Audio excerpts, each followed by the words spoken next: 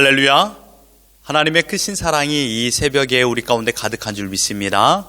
오늘 우리는 이사야 54장 1절로 17절의 본문을 통하여 내가 사랑하는 내 백성이라는 제목으로 하나님의 말씀을 함께 나누도록 하겠습니다. 이사야 선지자는 계속해서 이스라엘을 향하여 하나님의 구속과 회복 약속의 메시지를 전하고 있습니다.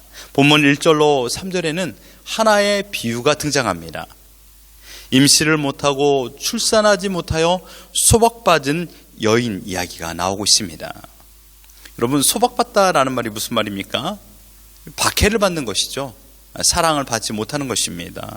출산도 못하고 남편도 없는 처지가 되어버렸습니다. 미래에 소망이 있을까요? 아무런 소망이 없는 가련한 여인입니다. 이런 비참한 운명에 처한 여인이 다름 아닌 바벨론의 지배를 받고 있는 하나님의 백성 곧 이스라엘이라는 사실입니다. 그러나 이들은 하나님께서 맺으신 언약을 토대로 다시 번성케 될 것을 말씀을 통하여 예언하고 있는 것입니다. 또한 4절로 8절은 소박맞은 여인에 비유된 이스라엘 백성의 지위 회복을 약속하는 내용입니다. 9절로 10절은요, 하나님께서 노아 홍수 후에 다시는 물로 세상을 심판하지 않겠다라는 약속을 하시고 또한 그 약속을 지키신 것처럼 하나님의 택한 내 백성 선민 이스라엘에게 주신 화평의 언약을 하나님께서 지켜주실 거라고 말씀하고 있습니다. 그런데 여기에는요, 노함이 없고 책망이 없다라고 말하고 있습니다. 그리고 11절로 14절은요, 황폐해진 예루살렘이 다시금 평강과 영화로움으로 회복되는 비전의 메시지를 제시하고 있습니다. 마지막으로 15절로 17절은 하나님을 대적하는 대적자들은 어떻게 되었을까요? 하나님의 심판을 받아 멸망에 이르게 될 것이라고 말씀하고 있는 것이 오늘 본문의 전반적인 내용입니다. 지난주 토요일 날도 말씀드렸지만 이사야 선지자의 메시지 특징이 무엇이라고 했습니까? 기억나십니까? 한 본문의 징계와 회복의 메시지가 복합적으로 담겨져 있다는 것입니다. 오늘 본문에도 동일한 맥락으로 진행되고 있습니다. 1절을 보십시오. 잉태하지 못하며 출산하지 못한 너는 노래할지어다. 상고를 겪지 못한 너는 외쳐 노래할지어다. 이는 홀로 된 여인의 자식이 남편 있는 자의 자식보다 많음이라 여호와께서 말씀하셨느니라. 여러분은 이 본문에서 두 가지의 모순이 숨겨져 있습니다. 잉태하지 못하고 출산하지 못하는데 노래를 한다니요. 상고를 겪지 못하는 그런 아픔을 경험한 여인이 어찌 노래할 수 있겠습니까? 이건 모순이지요. 또한 두 번째 모순은 홀로 된 여인이라는 것은 남편이 없는 과부를 뜻하지요. 그런데 이 여인은 아이를 낳을 수 없어서 쫓겨난 여인입니다. 그래서 과부가 된 것입니다. 그런데 오늘 본문에 보면 홀로 된 여인이 남편이 있는 여인보다 많은 자식을 낳을 것이다. 이 두 가지의 모순, 결과론적으로 기뻐하고 노래하라 이것입니다. 그런데 우리는 이 말씀의 의미가 무엇인지를 알고 있습니다. 지금 떠오르는 인물이 있습니다. 그건 바로 사라와 한나입니다. 둘 다 아이를 낳지 못해서 수모를 당했던 여인입니다. 사라는 하갈에게, 한나는 브릿나에게 수모를 당했습니다. 그러나 하나님께서 그들의 얼굴에 웃음을 허락하여 주셨습니다. 웃음이 떠났던, 슬픔이 가득했던 여인들에게 슬픔을 떠나게 하고 웃음을 가득하게 해주었습니다. 사라에게는 이삭을 주었고요, 한나에게는 사무엘을 허락하여 주셨습니다. 그 여인들의 아들들은 다른 사람의 아들, 부럽지 않는 아들들이 되었습니다. 이삭은 언약의 후사가 되었습니다. 사무엘은 이스라엘 역사상 가장 위대한 사사와 선지자로 기억되는 인물이 되지 않았습니까? 오늘 본문에 잉태하지 못하며 출산하지 못함으로 인하여서 홀로 된 가련한 여인은 다름 아닌 바벨론의 포로로 끌려간 암울한 미래에 울고 있는 이스라엘이라고 했습니다. 이들에게는 소망도 사치입니다. 기대하는 것 자체가 잘못된 것입니다. 미래에 대한 소망 자체가 사라지고 가련한 인생 가운데 오늘 어떻게 살아야 될 것인가, 오늘 어떻게 살아야 될 것인가 전전긍긍하는 모습뿐입니다. 살아도 살아있는 존재가 아니죠. 영광의 면류관이 가득한 이스라엘 백성들이 왜 이러한 가련한 처지가 되었습니까? 단 한 가지 이유입니다. 그것은 바로 하나님을 떠났기 때문입니다. 하나님을 떠나면요, 하나님께서 떠나면, 하나님의 영광이 머물지 않으면 그곳에는 가련함뿐이 없습니다. 하나님이 없는 이스라엘은 조롱과 비웃음의 대상이 되는 것이죠. 그런데 여러분, 오늘 본문에서 회복의 메시지가 또 담겨져 있죠. 하나님께서는 이러한 이스라엘을 더 이상 내버려 두지 않았습니다. 이들에게 외쳐 노래할 수 있는 힘을 공급하여 주셨습니다. 하나님께서 회복의 은행을 베푸시고 구원의 은혜를 주실 것이기 때문에 너희는 노래하라 라고 말하고 있는 것입니다. 눈물로 밤을 지새웠던 한나가, 사라가 아이를 품에 안고 기쁨의 웃음이 터져 나왔던 것처럼 하나님께서는 이스라엘 백성들에게 다시금 웃을 수 있는 노래소리를 허락하여 주신다라고 약속하셨습니다. 소망의 약속을 받은 이스라엘 백성에게 하나님께서 말씀합니다. 4절을 보십시오. 두려워하지 말라. 내가 수치를 당하지 아니하리라. 놀라지 말라. 내게 부끄러움을 보지 아니하리라. 내가 내 젊었을 때의 수치를 잊겠고 과부 때의 치욕을 다시 기억함이 없을 것이다 라고 말하고 있습니다. 수치와 치욕이 떠날 것이다 라고 말씀하고 있습니다.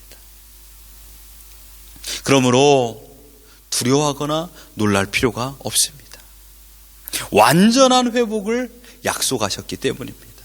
세상에 누가 완전한 회복을 줄 수 있겠습니까? 바로 하나님뿐이 이 권능을 가지신 분이 없습니다. 하나님께서 이스라엘 민족을 책임지신다라고 5절에서 약속했습니다. 이는 너를 지으신 이가 내 남편이시라. 그의 이름은 만군의 여호와이시며 내 구속자는 이스라엘의 거룩한 이시라. 그는 온 땅의 하나님이라 일컬음을 받으실 것이라.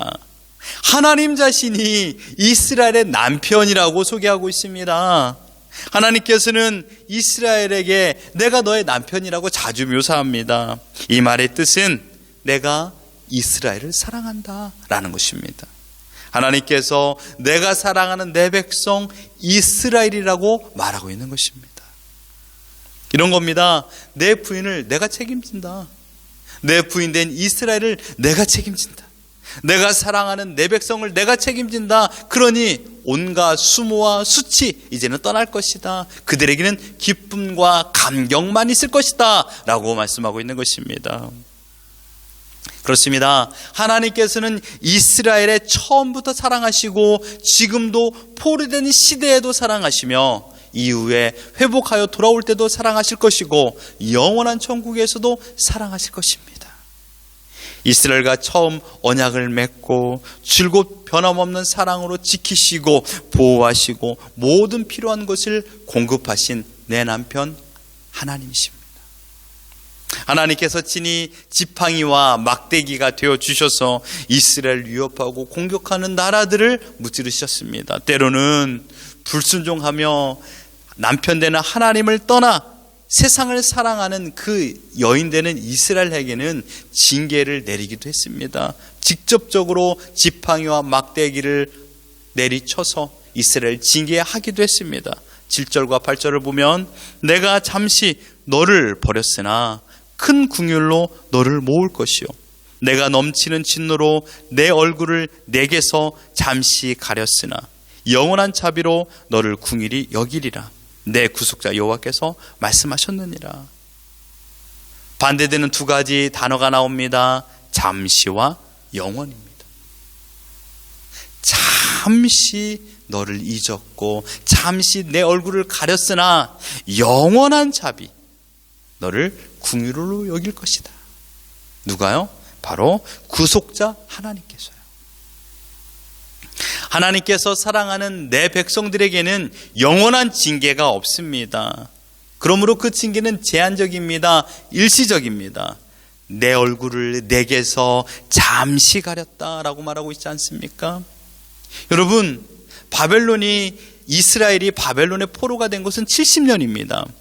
물론 인간의 연수를 생각해 본다면 70년이면 길죠. 한평생을 포로로 살아가는 사람도 있기 때문입니다. 그러나 하나님의 시간에 비교해 본다면 70년은 잠시입니다. 이스라엘 백성이 남편 되시는 하나님을 떠나 다른 신을 사랑하며 음란하게 살았던 그 긴 시간을 놓고 본다면 70년이라는 징계의 시간은 매우 짧은 잠시인 것이죠. 사랑하는 성도 여러분, 이스라엘의 남편이신 하나님은 오늘도 우리의 남편이신 줄 믿습니다. 우리는 영적 이스라엘로 하나님의 아내가 된 자들입니다. 하나님께서 하나님의 백성, 곧 내 백성 이스라엘을 사랑하듯이 지금 예수 그리스도의 핏값으로 산 우리들을 하나님께서 사랑하고 계십니다. 나의 아픔을 아십니다. 또한 나의 괴로움을 아십니다. 또한 나의 필요를 공급해 주시는 분이십니다. 나의 삶을 안전하게 지켜주시는 분입니다.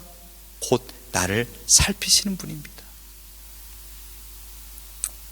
하나님께서 오늘 우리에게 말씀하십니다. 내가 사랑하는 내 백성아, 내가 영원히 너희를 사랑한다. 우리가 죽어야 될 그 자리에 예수 그리스도가, 독생자 예수 그리스도 이 땅에 오셔서 나를 위해 대속물로 죽으셨습니다. 나의 모든 죄를 다 용서하여 주셨고 하나님을 영원토록 찬양하는 자리로 인도하여 주셨습니다.